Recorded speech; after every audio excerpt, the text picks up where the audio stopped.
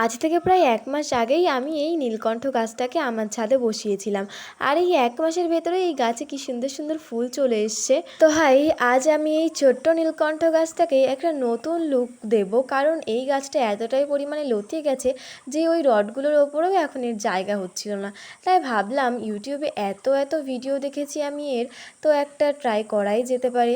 তো প্রথমেই নিয়ে নিয়েছি একটা বাঁশের লাঠি, তারপর যেহেতু একটু মোটা তার হলে ভালো হতো, কিন্তু আমার কাছে যেহেতু ছিল না তাই সিঙ্গেল তারকে একটু ডবলভাবে আমি পেঁচিয়ে নিয়েছি। তারপর এগুলোকে একটা দড়ি দিয়ে এই লাঠিটার সঙ্গে বেঁধে দিচ্ছি। তারপর মাথার দিকটা ২ মাথা এক জায়গায় করে ওইখানেও একটা বেঁধে দেবো।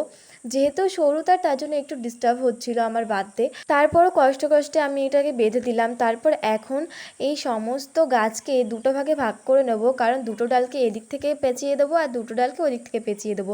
আর এই পেঁচাতে পেঁচাতে ডালের একটা মাথায় ভেঙে যাচ্ছিল, একটু ভেঙে গেছে, কিন্তু জানি না ওই ডালটা কী হবে। তারপর গাছটাকে সার্কেল ওয়াইজ ঘুরিয়ে ঘুরিয়ে এরকমভাবে করে দিলাম। তারপর দেখো এখন এটা কিন্তু পুরো রেডি হয়ে গেছে। তো তোমরা বলো তো এটা আমি কি করেছি, এটা কি দেখতে আদৌ হার্ট শেপের মতো লাগছে কি লাগছে না? আমার তো মনে হচ্ছে যে অনেকটাই লাগছে, কারণ তারটা যদি আর একটু মোটা হতো তাহলে হয়তো আর একটু ভালো হতো, কিন্তু যতটা হচ্ছে আমি ততটাতেই খুশি।